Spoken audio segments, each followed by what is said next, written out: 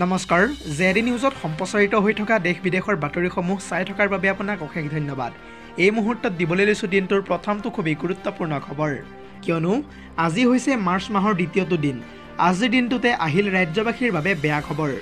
বৃদ্ধি পালে ৰন্ধন গেছৰ চিলিণ্ডাৰৰ মূল্য। প্ৰতিটো ৰন্ধন গেছৰ চিলিণ্ডাৰৰ দাম বৃদ্ধি পালে প্ৰায় 6 টকাকৈ। পুনৰ জনাইছোঁ এই সন্দৰ্ভত।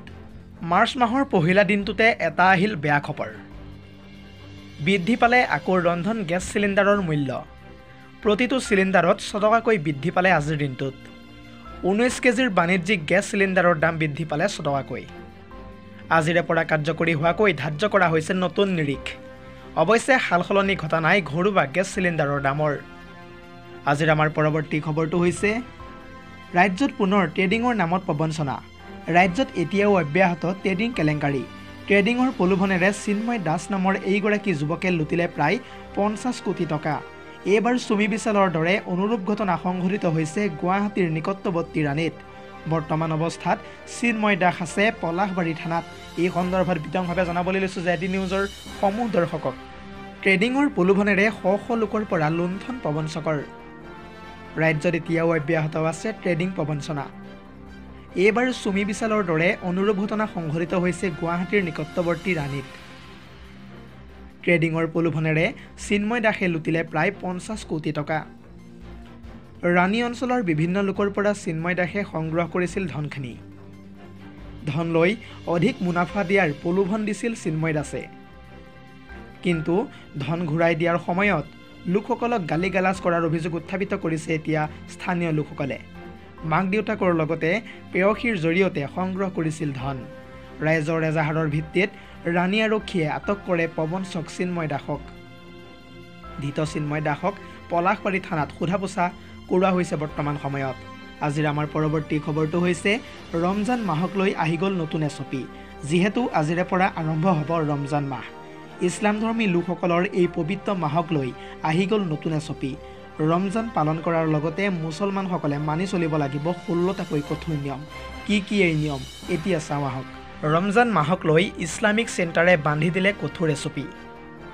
ৰমজান পালন কৰাৰ লগতে মানি চলিব লাগিব এইবাৰ 16টাকৈ কঠোৰ নিয়ম। ইফতাৰৰ আয়োজন কৰিব লাগিব প্ৰতিটো মছজিদে। লগতে মাইকত বাৰে বাৰে চেহেৰীৰ ঘোষণা নকৰিবলৈ আহ্বান জনোৱা হৈছে। দুখীয়া লোকৰ সৈতে ইফতাৰ কৰাৰ আহ্বান জনোৱা হৈছে। ধনী মুছলমানক দৰিদ্ৰক ধন দান দিবলৈ আহ্বান জনোৱা হৈছে। ধনী মুছলমানে 2.5% ধন দুখীয়া লোকক দিবলৈ আহ্বান জনোৱা হৈছে বৰ্তমান সময়ত। এটা অতি ডাঙৰ খবৰ জনাই আছোঁ জেডি নিউজৰ সমূহ দৰ্শকক। ইয়াৰ উপৰিও চাফ চিকুণকৈ ৰাখিব লাগিব মছজিদৰ লগতে প্ৰতিটো অঞ্চল। ইয়াৰ উপৰিও সকলোৰে বাবে চেহেৰী আৰু ইফতাৰৰ সময়ত দুৱাৰ আহ্বান জনোৱা হৈছে। বিশ্ব আৰু দেশৰ কল্যাণ আৰু ভাতৃত্ববোধৰ বাবে আল্লাহৰ ওচৰত দোৱা কৰিব লাগিব।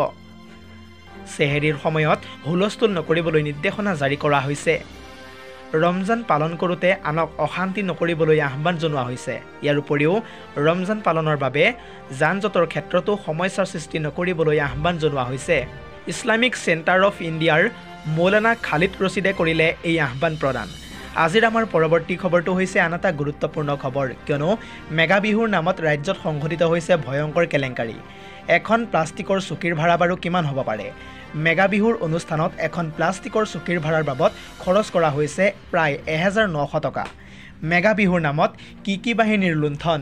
আপোনালোকে এটা কথা জানি আচৰিত হ'ব যে ৰাজকোষৰ পৰা কি বাহিনীৰ হাতলৈ গৈছে প্ৰায় 12 কোটি টকা। এই সন্দৰ্ভত বিতংভাৱে জনাবলৈ লৈছোঁ জেডি নিউজৰ সমূহ দৰ্শকক। মেগা বিহুৰ নামত কি বাহিনীৰ ভয়ংকৰ লুণ্ঠন। এখন সোফাৰ ভাড়া হৈছে 3 লাখ টকা। লগতে এখন প্লাষ্টিকৰ চকীৰ ভাড়া হৈছে প্ৰায় 1900 টকা। মেগা বিহুৰ নামত কি বাহিনীৰ হাতলৈ গ'ল প্ৰায় 12 কোটি টকা। অনুষ্ঠানৰ প্ৰায় 5 মাহ পাছত হৈছিল নিবিদা।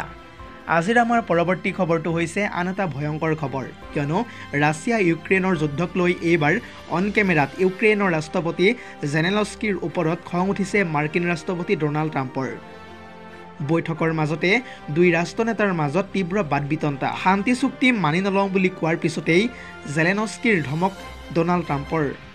আৰু খঙতেই হোৱাইট হাউচ এৰিলে জেলেনস্কিয়ে।